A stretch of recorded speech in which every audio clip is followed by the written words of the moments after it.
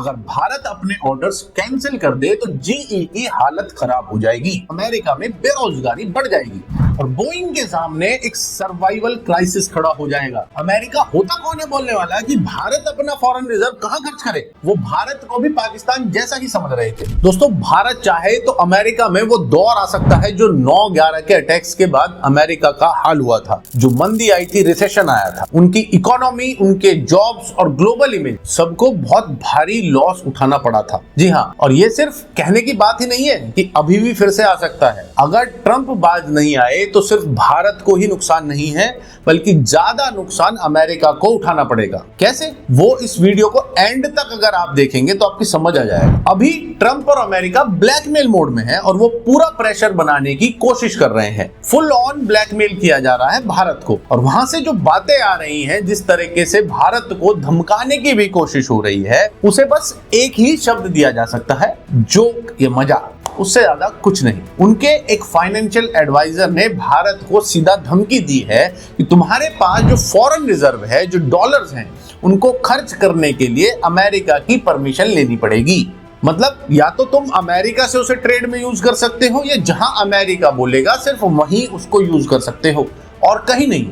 अब इस बात को आप क्या कहेंगे? कोई भी समझदार व्यक्ति इस बात को एकदम दिमागी दिवालियापन ही कहेगा। कौन सा देश अपना फॉरेन एक्सचेंज रिजर्व किस तरह से और कहां यूज करेगा, ये उस देश का अपना सॉवरेन राइट होता है, ये उनका खुद का अधिकार है। अमेरिका होता कौन है बोलने वाला कि भारत अपना फॉरेन रिजर्व कहां खर्च करे। और ये धमकी भी एक बहुत बड़ा पॉलिसी फेलियर को दिखाता है इनके, और बताता है कि किस तरह से ट्रंप और उसका एडमिनिस्ट्रेशन छटपटा रहे हैं और कैसे उनके सोचने समझने की शक्ति शायद बिल्कुल खत्म होती जा रही है। जो अमेरिका पिछले 25-30 सालों से भारत को चाइना के अगेंस्ट खड़ा करना चाहता था, अपना वेपन बनाना चाहता था और भारत के साथ अच्छे रिलेशंस बनाने की लगातार कोशिश कर रहा था, और हमेशा से अमेरिका की टोन बहुत सॉफ्ट रही, खासकर भारत को लेकर, क्योंकि उसे पता था कि चाइना के अगेंस्ट इंडिया उसका अगर एलाई बनता है अमेरिका का, तो उसको बहुत बड़ा एडवांटेज था, एक बहुत बड़ा फायदा था। चाइना गिर रहा था, लेकिन पूरे अमेरिका के 25-30 साल के एफर्ट्स पर डोनाल्ड ट्रंप पानी फेरते दिख रहे हैं। दरअसल ये सिर्फ एक तरह से भारत, चाइना, रशिया और ब्रिक्स के दूसरे देशों को उकसाने की कोशिश है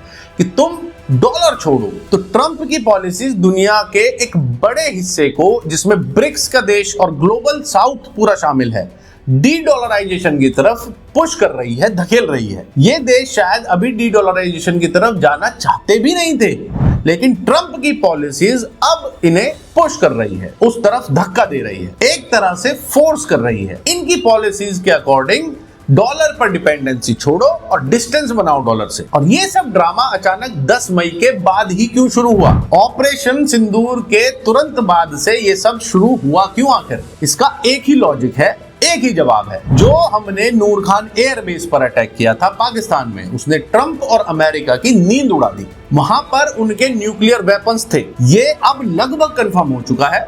ऑल्दो इस पर किसी ने भी अभी तक कोई ऑफिशियल स्टेटमेंट नहीं दिया है, लेकिन एक्चुअल रीजन यही समझ आ रहा है। और ट्रंप को यह हजम नहीं हो रहा है कि भारत ने उनके न्यूक्लियर एसेट्स के पास स्ट्राइक किया, और भारत को यह पता चल गया कि अमेरिका के न्यूक्लियर एसेट्स पाकिस्तान में एक्चुअली में कहां हैं। अमेरिका का एवैक्स गिरा दिया, F-16 गिरा दिए गए। ये सब उनके लिए अनथिंकेबल था, अनइमेजिनेबल था। वो भारत को भी पाकिस्तान जैसा ही समझ रहे थे, लेकिन हमने 7 से 10 मई के बीच वो सब करके दिखाया जिसकी ट्रंप को उम्मीद भी नहीं थी। दुनिया को भारत की एक नई शक्ति दिखाई दी, और इस नए भारत के लिए अमेरिका तैयार नहीं था, खासकर ट्रंप तो बिल्कुल भी तैयार नहीं था। ट्रंप और अमेरिका को लगता था कि जब तक हम इन्हें टेक्नोलॉजी नहीं देंगे, मतलब भारत को टेक्नोलॉजी नहीं देंगे, मिलिट्री हार्डवेयर नहीं देंगे जो सोफिस्टिकेटेड है, state of the art infra है, तब तक भारत कुछ नहीं कर पाएगा। लेकिन भारत ने कह दिया,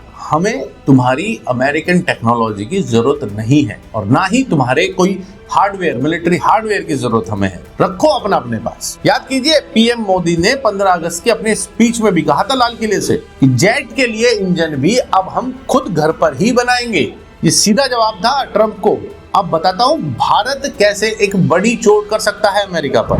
जीई यानी जनरल इलेक्ट्रिक कंपनी का नाम आप सबने सुना होगा। जीई से हमारा कॉन्ट्रैक्ट हुआ था फाइटर जेट के इंजन्स के लिए, जो ट्रंप ने आकर रोक दिया था। पहले बाइडेन ने उसे स्लो किया, फिर ट्रंप ने पूरी तरह से ब्लॉक कर दिया, एक तरह से प्रेशर बनाने के लिए इंडिया पे। लेकिन अब जीई ने ट्रंप के विरोध के बावजूद सप्लाई स्टार्ट कर दी है, क्योंकि जीई को अपना बिजनेस दिखाई दे रहा है। अगर भारत अपने ऑर्डर्स कैंसिल कर दे तो जीई की हालत खराब हो जाएगी, और भारत को ही नुकसान नहीं होगा, अमेरिका को ज्यादा नुकसान होगा, क्योंकि जीई अमेरिका के एक बड़ी कंपनीज में आती है, पूरे विश्व के बड़े कंपनीज में आती है। तो दोस्तों, भारत के पास अभी भी अमेरिका को जवाब देने के लिए काफी कुछ अवेलेबल है, काफी ऑप्शंस हैं। जैसे बोइंग को एयर इंडिया और इंडिगो ने जो पैसेंजर एयरक्राफ्ट के ऑर्डर दिए हैं, अगर वो कैंसिल कर दिए गए तो अमेरिका में बेरोजगारी बढ़ जाएगी और बोइंग के सामने एक सर्वाइवल क्राइसिस खड़ा हो जाएगा।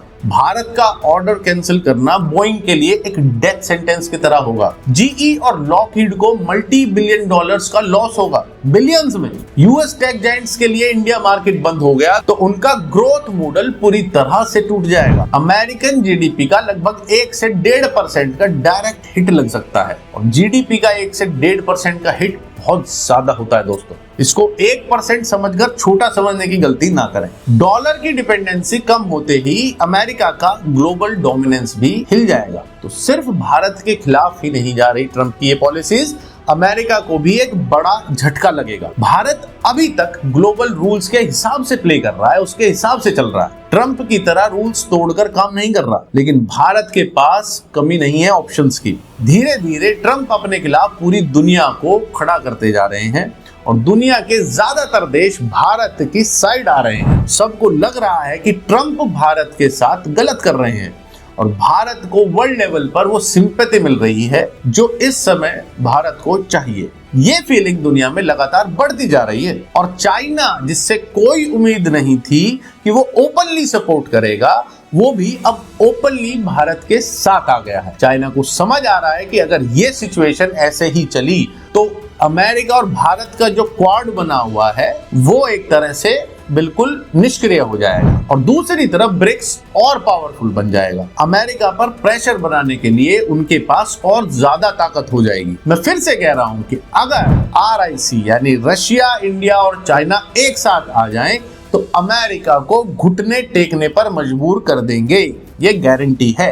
वेस्टर्न यूरोप के देशों की इकोनॉमी पहले ही खस्ता हाल में है और आगे और बिगड़ने वाली है, क्योंकि उन्हें अब अपना डिफेंस बजट भी बहुत तेजी से बढ़ाना पड़ेगा, क्योंकि अमेरिका ने उन्हें सुरक्षा कवर देने से मना कर दिया है। ट्रंप ने यू टर्न ले लिया है। अब यूक्रेन को भी समझ आ रहा है कि ट्रंप उसका कुछ नहीं कर पाएंगे, कोई हेल्प नहीं कर पाएंगे, इसलिए और बोल दिया गया है यूक्रेन को कि भाई आप डायरेक्ट पुतिन से बात करो। तो इनका यू टर्न लेना ही दिखाता है कि ये अब इस पूरे मुद्दे से निकलना चाह रहे हैं कि इससे पहले कि यहाँ बेइज्जती हो तुम निकल लो अपना पहले। तो ये है पूरी कहानी दोस्तों। वीडियो अच्छी लगी तो इसको लाइक करें और शेयर जरूर करें दोस्तों, और कमेंट करके बताएं कि आपको क्या लगता है भारत को किसकी तरफ जाना ज्यादा फायदेमंद रहेगा, अमेरिका या चाइना। जय हिंद।